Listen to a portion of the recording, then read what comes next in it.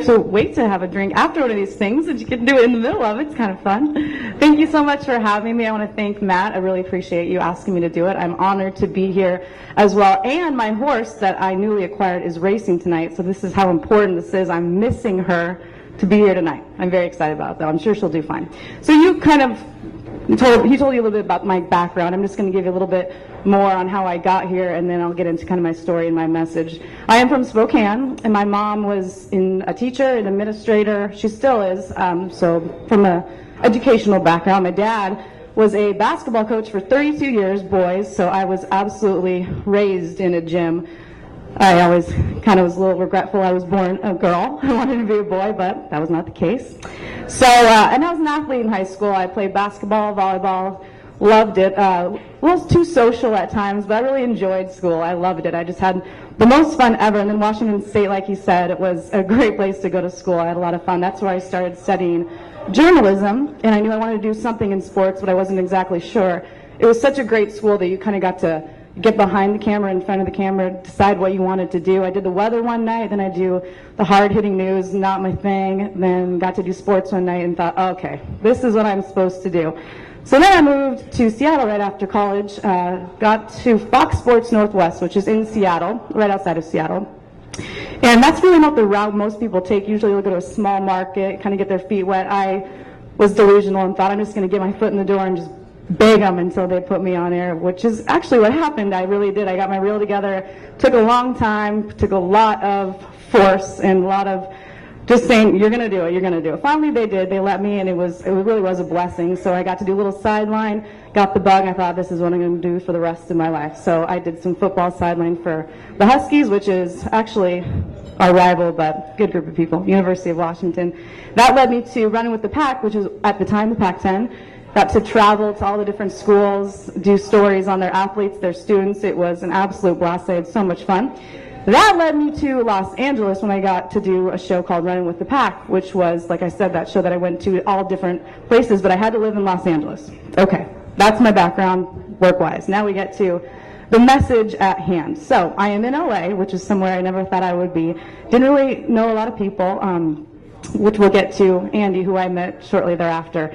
But let's start at the beginning, really, my story. So I was raised by my parents. One was Catholic, one was not, which was, at the time, I didn't realize, but it was actually kind of difficult because my dad was a devout Catholic, church every Sunday. My mom, obviously not so much, so I didn't really realize at the time the importance of going to Mass because I saw my dad go all the time, and I would go with him on occasion, but then my mom wouldn't go, so I didn't think it was as important. So at the time growing up, it was kind of a struggle for me. I didn't really realize how important faith was or how important it would be later in life. I didn't really have any Catholic friends. All my friends went to different churches, so I didn't really have that group, that support at the time while I was being raised, which is why later on when I found my faith, which I'll get into, it was just so important. Yeah, like I said, I was a little confused by that. But when I got to LA, okay, so I met Andy at a bar in Venice Beach where, you know, love always happens. If you've been to Venice, it's a very, very weird place. But looked over across the way and saw him. I noticed him, I'll say that. Very athletic. He was a football player, just bigger than life, 6'3", gorgeous man. But I noticed him. I saw a little buddy next to him. I kept looking over.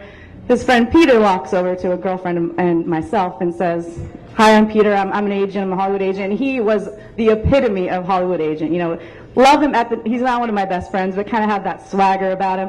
He said, "I want you to meet my friend Andy." Andy walks over, and it was the funniest thing that's ever happened. Peter said, "This is my friend Andy. He's from Washington." I said, "Oh, I'm from Washington." He's like, "Really? Well, you guys should kind of start talking. Where are you from?" I asked him, "Where is he from?" He said, "You've never heard of it." I said, "My dad was a basketball coach. I've been to every tiny town in the entire state." He said, "Starts with a Z." I said, "Zilla. I grew up an hour and a half from there." So right off the bat, something's crazy. The second question, Peter could see there's a little connection here. He said, "Well, we have to ask you the next question. Are you Catholic?" I thought, I've never been asked that in a bar, but yes, I am Catholic. And you saw Andy's eyes just light up. I'm like, oh, we're going somewhere with this. So we talked for about 2 hours about our faith and a little bit about where we're from, and we actually had a few things in common. We knew a bunch of the same people. He was an amazing athlete in Zilla, so we had a lot of connections. So we decided we were going, of course, the next step, we're going to go on a proper date. So he shows up a couple days later to pick me up in a beat up Ford Explorer. You know those things, the Ford Explorers that have been driving around forever and ever. Picked me up, and I was clean though, I'll give him that. So I walk out and he opens the door. I'm not joking. There's a Bible on the front seat, St. John Bosco prayer card right above the visor, and I thought, what are these planted here? This cannot be true. This is not right. I've never seen this before in my life. Opens up the car door with this little thing he has to maneuver because it's so old and beat up. You have to like shimmy something, and so he figured out a way to get in the car. We moved the Bible so I could sit down, and we go out to dinner. It was just a confusing thing. I was like, you can't be this wonderful. There's got to be a catch, but I'm going to keep going with it. So a month into it, he really revealed the depths of his beliefs. I knew he was very religious. I knew that the Catholic faith meant so much to him, but I didn't realize it until we really started dating. And here's a kicker. Our second date, daily Mass, which, how often, have you ever heard of such a thing? Yeah, we went to daily Mass for our second date.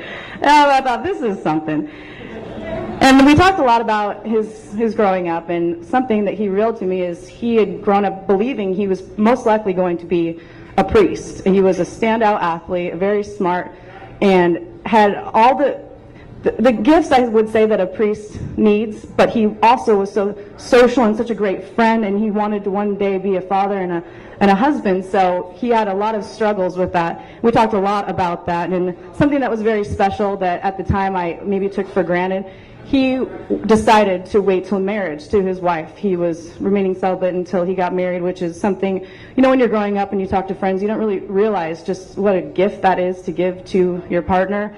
And he had made that decision, and that was something at the time. I had never met someone who had done that. I really hadn't, and I thought this is such a special thing. And we're still dating, we're getting into it, but yeah, he had waited his entire life. He never the kind of guy, though, that would push his beliefs on people. Sometimes you'll get into a conversation, and that wasn't the first thing he led with. You get to know him, and then he was open to talking about it, and he was just such a wealth of knowledge. He, woke up, said his prayers, read the Bible. He was just so God-fearing, and he dedicated his life to the Lord, which was just something that I was so impressed with. And then the great thing about it is being around someone like that, you're challenged to become more like that, and that was a gift that I got from dating him. I explained to him that I wasn't raised like that. I wasn't raised the way you were. It was such a gift from your parents to instill these beliefs in you, and he knew that. His family is they're all such amazing people. They always focused on the Lord and their family first, and I was envious of that because you could see it when they got all together, and I wanted to be a part of that. I wished I would have been raised that way. I had some envy of that. We had to work through that a little bit. So I explained out, my parents were completely supportive of all that faith. Like I explained to you earlier, I was a little confused growing up just how Catholic I was or just how faithful I was. I was a bit confused, and like I said, I was a little bit jealous of that he got to do that. So our dating then became going to daily Mass, of course, every Sunday. Whenever we were traveling, he played football.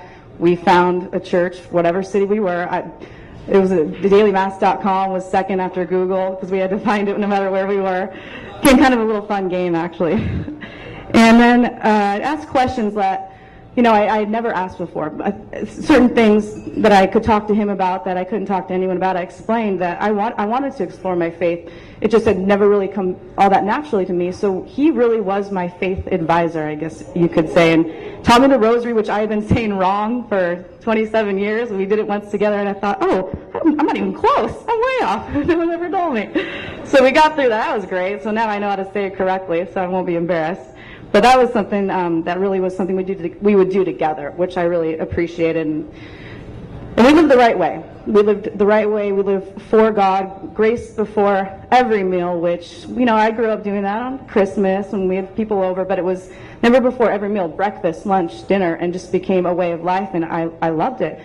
Like I said, he had saved himself. We never slept in the same room. If we were visiting someone, that was always the case. If he had to come stay with me, he stayed on the couch, and that became our way of life. It became comfortable, and it was something, like I said, growing up, I never saw that, and I loved it.